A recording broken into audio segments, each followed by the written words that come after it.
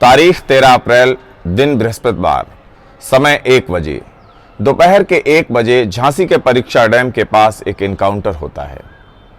यह encounter mafia don Atiq Ahmed के बेटे असद अहमद का होता है और साथ ही साथ शार्प शूटर गुलाम मोहम्मद भी मारा जाता है। इनकाउंटर के बाद अब उठ रहे हैं सवाल कि क्या यह इनकाउंटर फेक था या रियल। नमस्कार दोस्तों, मेरा नाम है अरुण गंगवार। आज इसी सवाल का जवाब तलाशेंगे। आपको जो पॉइंट बताएंगे उससे आपको अंदाजा हो जाएगा कि दरअसल ये इनकाउंटर फेक था या रियल। आज जो हम तथ्य सामने रखेंगे, आज जो हमारे सवाल होंगे, उससे दूध का दूध और पानी का पानी हो जाएगा। कि 54 दिन तक लगातार यूपी एटीएस ने असद की तलाश की।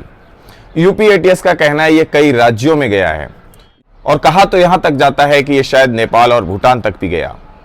लेकिन आखिर सवाल वही कि असद झांसी के परीक्षा डैम के पास कैसे पहुंचा जहां उसका इनकाउंटर किया गया। तो हम आपको बता दें कि अतीक अहमद के बेटे असद ने अभी हाल ही में 12वीं की परीक्षा पास की थी। लखनऊ के डीपीएस स्कूल में पढ़ता था, जहां से 85% नंबरों के साथ उसने परीक्षा पास की। लेकिन घर के माहौल और परवरिश के चलते वो भी माफियागिरी और इस तरह के कामों में इन्वॉल्व हो गया और जिसके बाद अंजाम उसका इनकाउंटर हुआ। लेकिन सवाल वही कि आखिर इनकाउंटर फेक था या रियल। लेकिन हम आपको बता दें कि 6 ऐसे पॉइंट हैं जो इस एनकाउंटर पर सवाल खड़े करते हैं। सबसे पहला है कि बाइक पर कोई स्क्रैच नहीं था। जी हां, पुलिस का कहना है कि उन्होंने बाइक का 2 किलोमीटर तक पीछा किया है। नेशनल हाईवे से 2 किलोमीटर दूर है वो जगह जहां पर परीक्षा डैम के पास असद और गुलाम का एनकाउंटर किया गया।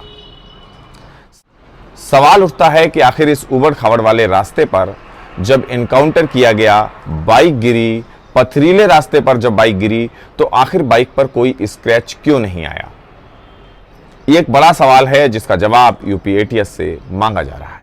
दूसरा सवाल, असद और गुलाम के एनकाउंटर के तुरंत बाद ही मीडिया और आसपास के लोग, लोकल पत्रकार, बहुत सारे लोग घटनास्थल पर तुरंत पहुंच गए जहां असद और गुलाम की बॉडी पड़ी हुई थी, जहां पर असद और गुलाम का एनकाउंटर किया जा चुका था। उसी जगह पर एक बाइक भी पड़ी हुई थी, लेकिन उस बाइक की चाबी गायब थी। अब सवाल उठता है कि जहां 40 राउंड से ज्यादा की फायरिंग हुई हो, जहां इतना बड़ा हाई प्रोफाइल एनकाउंटर हुआ हो, वहां पर बाइक से चाबी निकालने की जरूरत क्या कोई करेगा? और अगर नहीं करेगा तो फिर बाइक की चाबी गई कहां? ये एक वो महत्वपूर्ण सवाल है जिसका जवाब यूपी एटीएस से मांगा जा रहा है। तीसरा बेहद महत्वपूर्ण सवाल, जिस बाइक से असद और गुलाम भाग रहे थे उनका एनकाउंटर हुआ, लेकिन उस बाइक पे न नंबर प्लेट है न ही चेचिस का नंबर है। हम आपको बता दें कि ज्यादातर घटनाओं में ऐसा होता है कि चोरी की बाइक का ही इस्तेमाल किया जाता है, लेकिन ऐसे केस में नंबर प्लेट और चेचिस नंबर से मालिक का नाम और नंबर निकाल लिया जाता है और इससे कड़ियां जोड़ी जाती हैं। लेकिन इस केस में सवाल उठता है कि जब बाइक पर नंबर प्लेट ही नहीं है, चेचिस नंबर ही नहीं है, तो मालिक का पता कैसे लगाएंगे।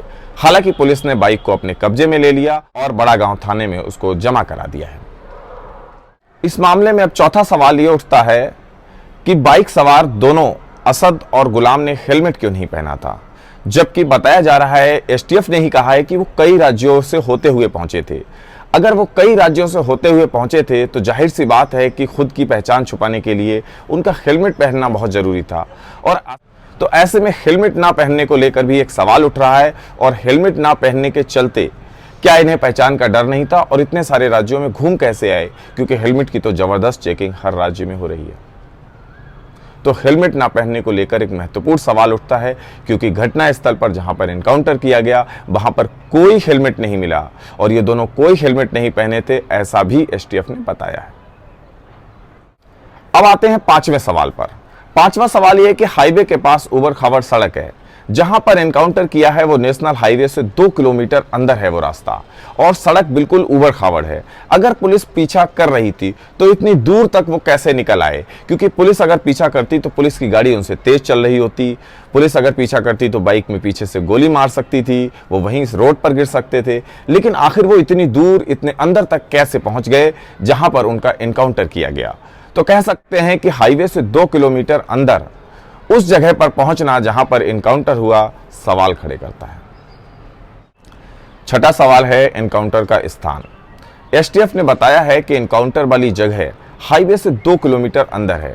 परीक्षा डैम के पास जहां पर एनकाउंटर हुआ ठीक ग्राउंड जीरो 2 किलोमीटर अंदर है। और हम आपको बता दें कि आसपास कोई सीसीटीवी फुटेज भी नहीं है, क्योंकि आज 30 किलोमीटर तक कोई टोल प्लाजा नहीं है। इतना ही नहीं, आसपास कोई होटल भी नहीं, कोई ढाबा भी नहीं। काउंटर वाली इतनी सुनसान जगह को लेकर सवाल उठ रहे हैं। सवाल यह भी उठ रहा है कि क्या असद और गुलाम का रेगुलर आना जाना था वहां? अगर नहीं था तो फिर आखिर वो उस जगह जा क्यों रहे थे? उस जगह पहुंचे कैसे? जो असद और गुलाम कई राज्यों में घूम रहे थे, जिनके बाहर जाने की भी चर्चाएं थीं, वो आखिर ऐसी जगह पर कैसे पहुंचे जहां पर उनका एनकाउंटर हुआ? क्योंकि वहां पर कोई भी सीसीटीवी फुटेज इससे जुड़ा हुआ मिलना मुमकिन नहीं है। तो ऐसे में छठा सवाल, महत्वपूर्ण सवाल है एनकाउंटर वाली जगह का, जिसका जवाब एसटीएफ को देना। इसके अलावा एक महत्वपूर्ण बात यह भी है कि जिस जगह एनकाउंटर हुआ वहां ब्रिज के पास कुछ मजदूर काम कर रहे थे। जब उनसे बात की गई, उनसे पूछा गया कि आपने क्या देखा, आपको क्या पता चला, तो उन्होंने बताया कि उन्होंने गोलियों की आवाज़ जरूर सुनी, लेकिन वो ये नहीं कह सकते कि वहां पर कैसे हुआ, क्या हुआ, और उन्होंने कुछ अपनी आंखों से देखा भी नहीं। यानी दो चीजें हैं, एक तो उन्होंने बहुत ज़्यादा कुछ सुना या देखा, और जो देखा है उसको बताने से भी वो बचते हुए नजर आ रहे हैं, क्योंकि मामला ही इतना बड़ा है, असद का इनकाउंटर जो हुआ है। ऐसे में कह सकते हैं कि इस घटना का कोई चश्मदीद भी मिलना बड़ा मुश्किल है जो ये बता सके कि इनकाउंटर फेक था या रियल था। लेकिन इतना जरूर है कि जो सवाल उठ रहे हैं उनके जवाब एसटीएफ को देने होंगे, क्योंकि हर इनकाउंटर के बाद इनकाउंटर की जांच होती है, और जिस जांच के बाद ये तय होता है कि इनकाउंटर फर्जी था या रियल था। ऐसे में अब इस इनकाउंटर की भी जांच होगी, जिसके बाद क्या सामने आएगा वो देखना अहम होगा। लेकिन सियासी दल इसको भुनाने में लग गए। पहले ओवैसी ने सवाल उठाए, उसके बाद अखिलेश यादव ने सवाल उठाए, उसके बाद मायावती ने सवाल उठाए।